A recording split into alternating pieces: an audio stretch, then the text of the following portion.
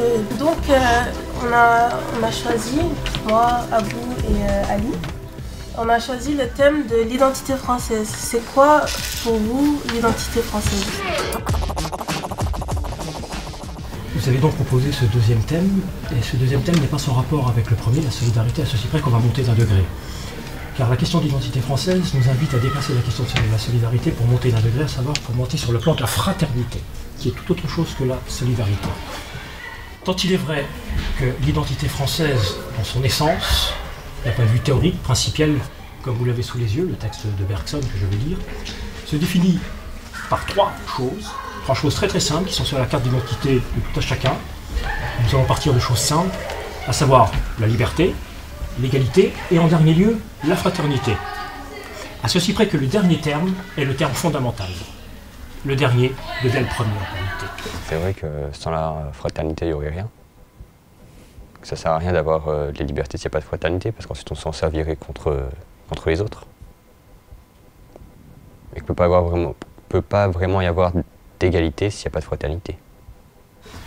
Et je vous invite à prendre acte de l'importance de ce dernier terme, de la définition même de l'identité française d'un point de vue théorique, à partir du texte de Bergson, philosophe français, un texte que je tire des deux sources de la morale et de la religion, son dernier livre. Je lis le texte. La démocratie théorique, c'est-à-dire en principe, proclame la liberté, réclame l'égalité et réconcilie ses deux sœurs ennemies, en mettant au-dessus de tout, j'ai souligné, la fraternité. Comprenne de ce biais la devise républicaine française. On trouvera que le troisième terme, à savoir la fraternité, lève la contradiction, et que la fraternité est l'essentiel. Ce qui permettrait de dire que la démocratie a pour moteur l'amour. Pas l'amour-passion entre un couple, l'amour moral. Ce qui suppose, on va réfléchir dessus, une réflexion sur la capacité que nous avons de sortir de nous-mêmes pour nous mettre à la place de tout autre. Je continue. Telle est l'identité française théorique. Dans son essence, il va sans dire qu'il faut y voir simplement un idéal, ou plutôt une direction où acheminer l'humanité. Et donc l'identité française elle-même. Donc ce que dit Bergson, c'est en fait très très simple. Il s'agit tout d'abord d'une définition. Et comme toute définition, ça n'implique pas qu'elle soit mise en pratique, évidemment.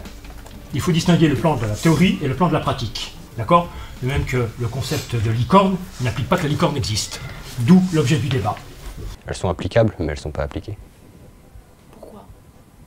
Parce que, justement, il y a des gens qui ne sont pas fraternels avec tout le monde, qui sont justement plutôt racistes, sûrement. Y a-t-il eu une conformité entre la théorie et la pratique dans notre vie quotidienne en France, compte tenu donc de la diversité des origines qui constituent actuellement l'identité française? Moi, ça m'a fait penser qu'ici, en fait, on avait quand même une grosse mixité et c'est ça qui était bien. En fait, on avait tous des histoires différentes. Et après, ça pesait aussi peut-être dans nos esprits, mais c'est ce qui pouvait nous rassembler et c'est ce qui faisait notre richesse, même si on a vu... il y en a qui ont vécu, qui vivent encore des choses difficiles, qui dans leur passé ont eu aussi un petit peu des idéologies qui nous ont mis dans la tête que le peuple là ou que lui était mauvais. Mais à la fin du compte, en fait, on se rend compte que ça nous enrichit aussi. Et qu'on est un peu tous frères au fond quand même. Parce qu'en fait, c'est la fraternité qui nous lie, vu que c'est quand même un peu dans notre devise française. Le deuxième point, où Bergson attire notre attention, c'est effectivement le concept de fraternité. Et donc, l'angle d'attaque qu'on s'est proposé, c'est d'essayer de réfléchir sur cette idée de fraternité, en n'oubliant jamais la distance qu'il peut y avoir entre la théorie et votre pratique quotidienne de cette identité. D'accord ? Et c'est à partir de là donc que j'ouvre le débat, en rebondissant sur la question que Salim va poser. Qui se sent français ici ? Voilà. Je te donne la parole, Salim. Donc, qui se sent français ou... Moi, je pense que je suis français. Qui a le sentiment d'être français? On va lever la main?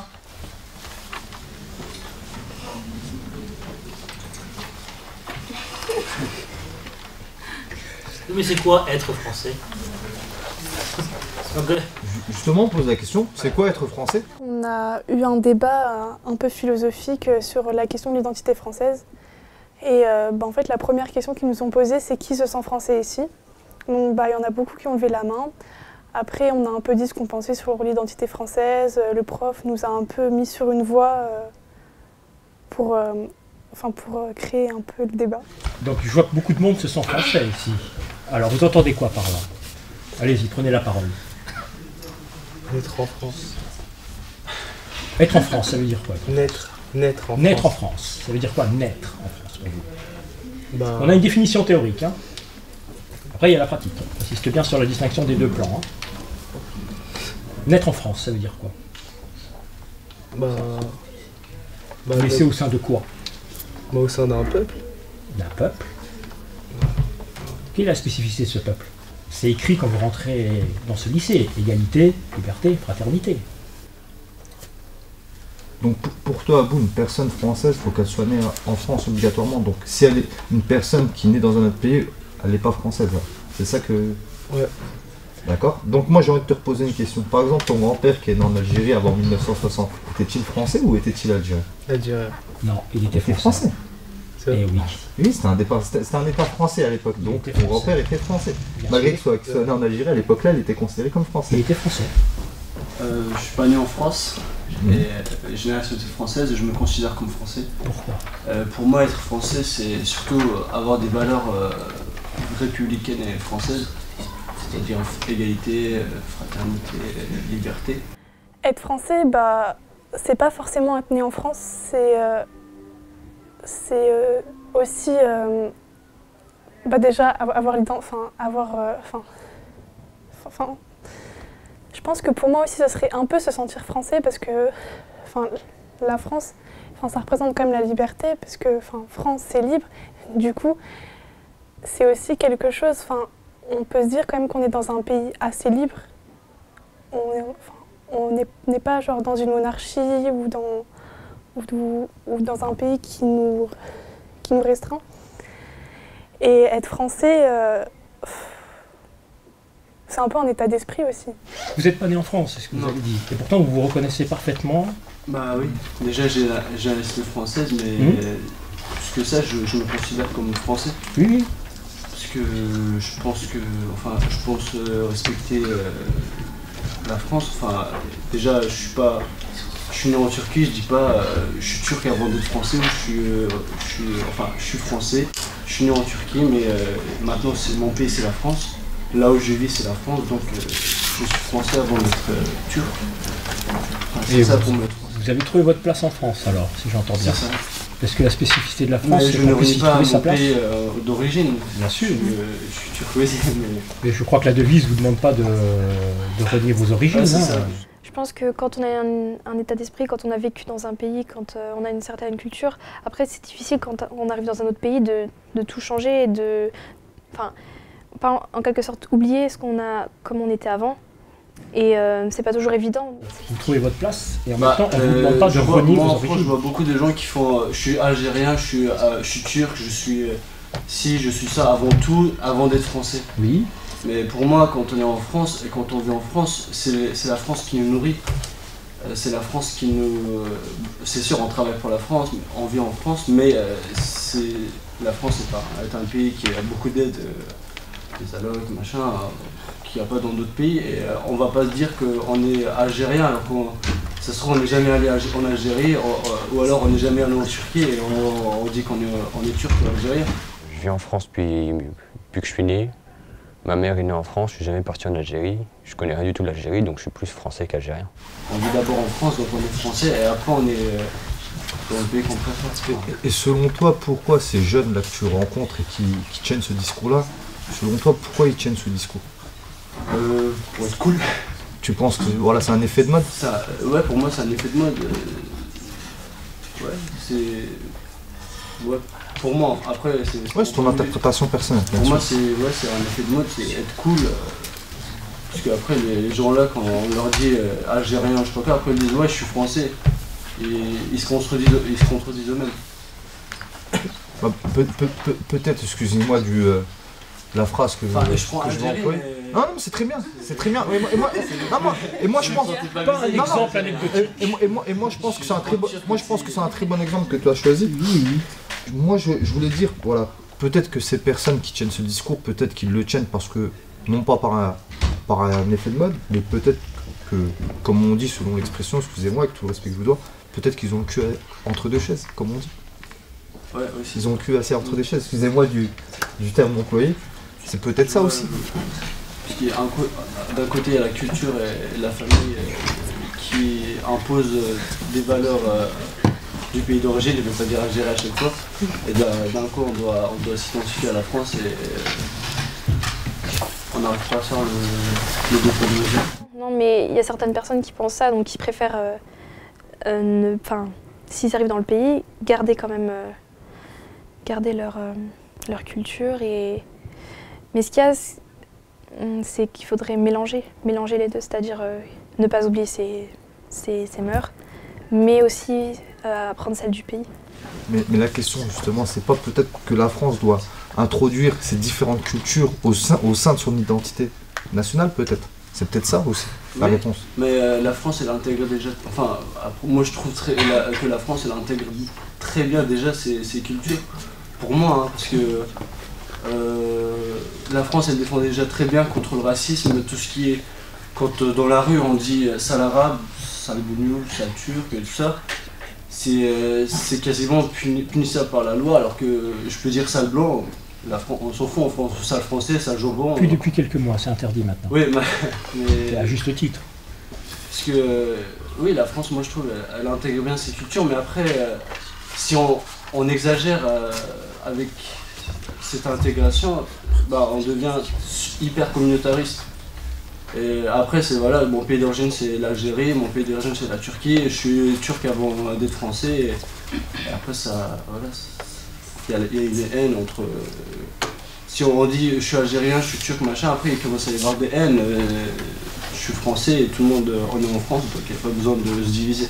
Sans oublier nos racines, il faut aussi se mettre dans la tête qu'on est en France, que c'est vraiment un pays où on a peut-être beaucoup d'opportunités et qu'il ne faut pas se dire moi je suis comme ça, moi je suis comme ça. Non, on est avant tout français et je pense qu'il faut peut-être en être un peu plus fier parce qu'on a quand même certaines libertés. Moi je pense que tu emploies des mots assez intéressants comme communautarisme. Donc justement, je voudrais vous laisser rebondir là-dessus, monsieur Zourouki. Moi encore, Salim. Enfin, je sais pas, s'il y a d'autres personnes, d'autres jeunes qui veulent rebondir là-dessus. Je veux bien, je plaisante, Salim. Si d'autres jeunes veulent participer à ce que vient de dire... Excuse-moi ton prénom ? Selim. Selim. Par communautarisme, Selim, vous entendez un certain enfermement qui refuserait finalement de se plier à l'identité française, c'est ça ? Ouais, j'entends ça. Et donc il considérait ceux qui se replient de manière close, hein, ces individus, masculins, féminins, considéraient donc que l'identité française est incompatible avec leurs valeurs. D'accord ? C'est ça. Hein. Voilà. Pourquoi, d'après vous, cette perception d'une incompatibilité entre une devise qui nous dit « soyons frères », par conséquent, l'égalité présuppose la différence et ne la nie pas, car l'égalité c'est pas l'identité, on est bien d'accord, il ne faut pas distinguer les deux termes sur le plan politique. L'égalité présuppose l'articulation de la différence, et là, il nous dit qu'il y a un repli communautariste qui va à l'encontre même de ce droit à l'indifférence. Si tant est que le concept même de droit à la différence ait un sens, on fait la différence. À l'égalité aussi, pour nous en mettre tous au même niveau, pour nous faire comprendre qu'on est tous pareils.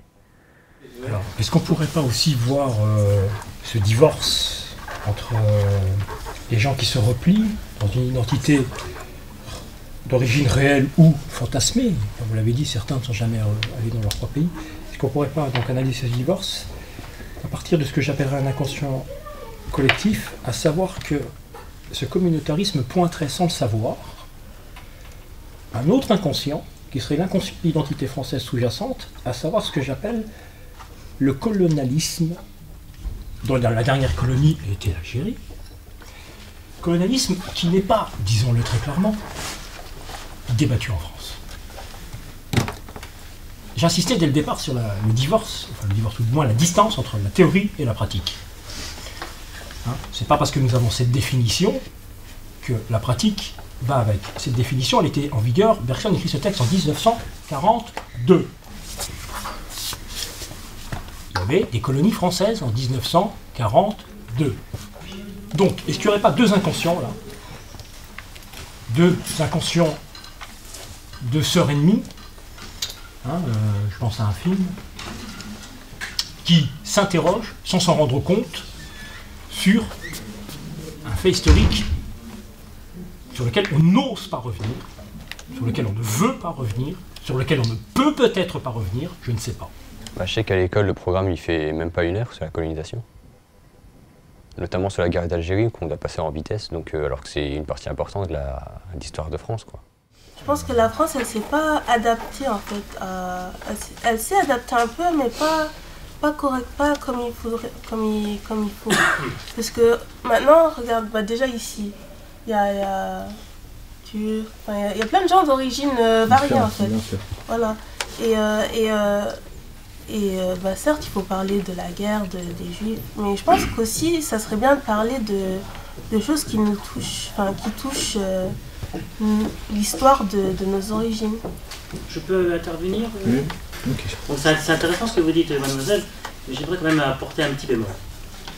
À votre âge, 16 ans, 17 ans, j'ai été au lycée aussi, et en histoire géo, nous avions réellement dans le programme l'histoire des colonies françaises. D'accord? Donc quand vous dites qu'on n'en parle pas, on va peut-être nuancer votre propos en disant on n'en parle plus ou moins. Je ne connais pas votre programme en histoire. Et moi, de mon temps, à mon époque, on en parlait réellement, d'accord? C'était vraiment au programme. Donc, on ne va pas non plus affirmer qu'on n'en parle pas. Bah, je pense que c'est important pour nous, mais même pour ceux qui ne sont pas issus des colonies, parce que ça fait partie de l'histoire de la France, c'est important de savoir tout ce qui s'est passé, comment ça s'est passé et pourquoi ça s'est passé. Ça m'apporte la mémoire, ne pas oublier le souvenir, parce que c'est des faits importants et qu'il faut se rappeler, il ne faut pas les oublier.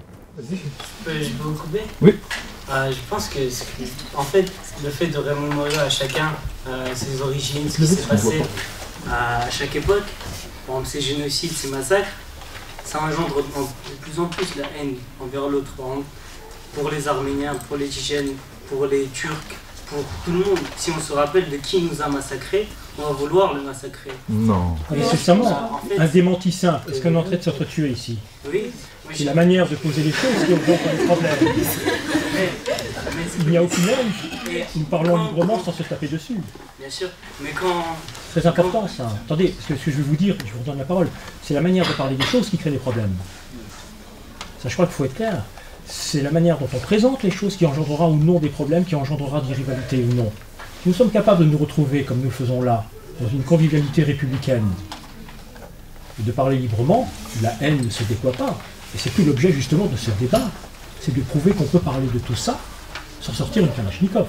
C'était bien parce qu'on était dans une communauté, comment dire, c'était serein et on a parlé de beaucoup de choses et il y avait des choses qui ont été dites qui ont été très intéressantes. L'erreur, c'est de vouloir toujours substantialiser une identité. Une identité. Et on a parlé de nationalité tout à l'heure, nationalisme. Une identité nationale. Est-ce qu'elle est close sur elle-même? Vas-y Patrick. Je t'adresse à moi parce que je suis fils d'Italien et de Polonais, et qu'effectivement je suis dans ce cas-là. Et si je me sens français, c'est bien parce que ça. C'est bien parce que ces deux origines-là, et du coup je me sens à la fois lorrain et français. Et habite ex du Pays Haut parce qu'il y avait là une fusion, etc. Et des familles très différentes mais qui effectivement partageaient quelques valeurs, et partageaient aussi le fait de bouger. C'est-à-dire que tous les uns les autres, on est parti d'un point, on est ailleurs maintenant, on sera encore ailleurs demain. Puis heureusement, et heureusement que la dynamique c'est ça. Et puis du côté des responsabilités, c'est vrai qu'il y a des responsabilités collectives, elles ne sont pas les responsabilités de chaque individu. Il faut faire très attention. Dans la chosification, on ramène aussi l'individu à son groupe supposé d'appartenance, qui ne le définit pas. Et heureusement qu'on est un peu autre chose. Je me sens très français, je ne suis pas juste français. C'est un mélange de culture, de racines, d'immigration, C'est pas seulement la France avec les Français, c'est la France avec toutes ses origines et toutes ses cultures et toute cette histoire. Je pense que c'est ça. C'est quand même des dimensions qui sont importantes. Et effectivement, c'est important de se dire qu'il faut qu'on s'enrichisse et qu'on évolue, qu'on bouge. Et moi j'ai bien aimé, je ne sais plus qui disait, je crois que c'est toi, qui disait que la France, elle était ce qu'on en faisait, et ce qu'on en faisait collectivement. Et effectivement qu'il s'agit, alors la France je ne sais pas, en tout cas la collectivité française, oui. Et il s'agit effectivement à un moment donné de rester peut-être fidèle à quelques valeurs, à ces valeurs fondatrices et à celles historiques, enfin celles qui sont posées comme théoriques. Et en restant fidèle à ça, rester fidèle à ça, ça suppose effectivement qu'on bouge et qu'on ne reste pas figé sur des positions. Malgré que ce soit la devise de la France, je trouve qu'elle n'est pas respectée. Parce qu'on trouve quand même du racisme, des discriminations. Et il y a des gens qui respectent, qui sont tolérants, mais il y en a d'autres qui ne le sont pas. Et justement, je trouve que dans les 3 mots, dans liberté, fraternité, égalité, tout n'est pas là, parce qu'on n'est pas libre pour tout. On n'est pas tous égaux parce que, par exemple, entre les femmes et les hommes, entre les différentes cultures qui sont en France. Et j'ai parlé de... Il me reste la fraternité. Et par rapport à la fraternité, j'estime qu'il y en a qui sont fraternels, mais d'autres non. Parce qu'il y a le rejet de l'autre, il y a ce qu'on parlait donc la semaine dernière, le communautarisme. Donc les gens qui restent entre eux, avec leur culture, leur religion, etc., et qui ne s'ouvrent pas aux autres. Alors que dans un sens, la fraternité, c'est aussi s'ouvrir aux autres et communiquer pour vivre dans un monde meilleur. C'est ce qui évite les guerres et les conflits. Pour revenir à ce que vous m'avez dit tout à l'heure, qu'est-ce qui engendre cette communautarisme? Moi, comme Monsieur Jordi, aujourd'hui, je sais pas comment... Monsieur Jordi est intervenu, il a dit qu'il y a, dans le passé, on parlait de la souffrance des Algériens, et que maintenant, de nos jours, vous avez dit qu'on n'en parlait plus. Et c'est justement, en fait, cette privilégiation des souffrances fait que, il y a une jalousie qui fait que pourquoi cette souffrance elle est plus montrée du doigt alors que ma culture et mon peuple a déjà souffert. Et donc je me renferme sur moi-même, je me renferme sur ma culture parce qu'on privilégie l'autre. On montre plus du doigt la souffrance de l'autre. Je reviens à ce que je disais tout à l'heure, à savoir que l'historicité, qui est la caractéristique même de l'homme par rapport aux animaux, est faite de non-dits. De non-dits. Je crois que l'identité française actuelle, par rapport à sa confrontation à l'égard du communautarisme, est mis en demeure de s'interroger sur ces non-dits qui planent sur certains faits dont on parle en cours en réalité. Bien sûr qu'on parle du colonialisme algérien, bien sûr qu'on parle de la traite des nègres. Bon, mais on a l'impression, je ne parle pas nécessairement pour moi, certains ont l'impression, certaines, qu'il y a une hiérarchisation entre les génocides. Ouais. Je ne crois pas qu'en réalité il y ait une hiérarchisation entre les génocides. Je crois que là on touche à une spécificité de l'historicité française, à savoir donc la question de certains non-dits, à savoir comment peut-on, d'un côté, concilier une logique colonialiste en 1930, 1940, 1942, 1950, 1948, ratification des droits de l'homme. Comment peut-on donc être colonialiste et en même temps avoir pour devise l'article 1 de la déclaration de 1948, à savoir que tous les hommes naissent libres, égaux, en dignité et en droit, ils sont tous également doués de raison et de conscience et se doivent, je finis, mutuellement fraternité les uns à l'égard des autres. Bah oui, c'était ironique, quoi, parce qu'ils disaient des trucs mais ils appliquaient pas. Par exemple, justement, c'est le pays des droits de l'homme, ils disaient que tous les hommes naissent libres, en droit et égaux, mais c'est pas ce qu'ils faisaient dans les colonies.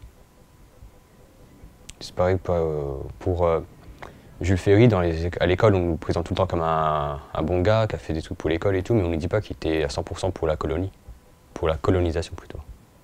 Je crois que c'est aporie. Pour l'instant, je la traite d'aporie puisque publiquement, c'est pas débattu. Je crois que c'est aporie tant qu'elle n'éclatera pas au grand jour en France, elle va plomber cette dynamique dont vous parlez, à savoir cette dynamique d'acheminement vers une citoyenneté où on serait tous frères, comme disait le Mahatma Gandhi. Vivre en fait, voilà, tous ensemble, avec plusieurs origines, sans racisme, sans différence, sans mettre les gens à l'écart, tout ça.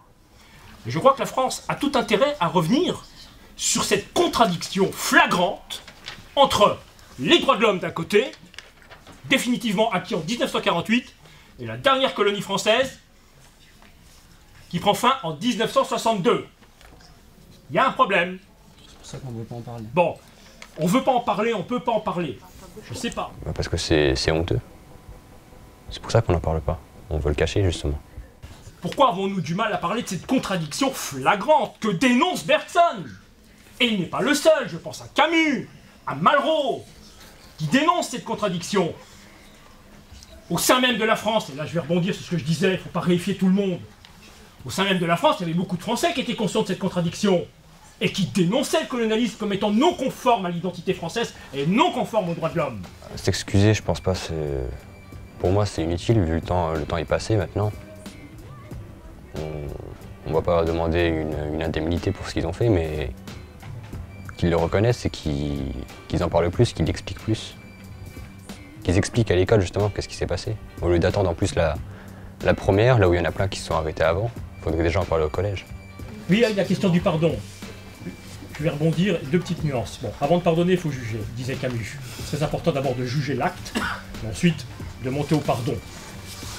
Mais je crois qu'effectivement, le sommet de la fraternité, le sommet, c'est le pardon. Ça ne s'implante pas à coup de décret ou de loi externe. Nul ne pourra vous condamner si vous n'êtes pas fraternel à l'égard de quelqu'un d'autre.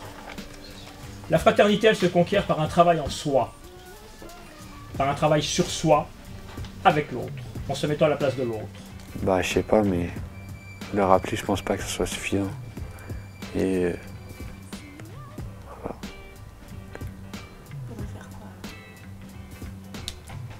Bah, je sais pas, réveiller les gens.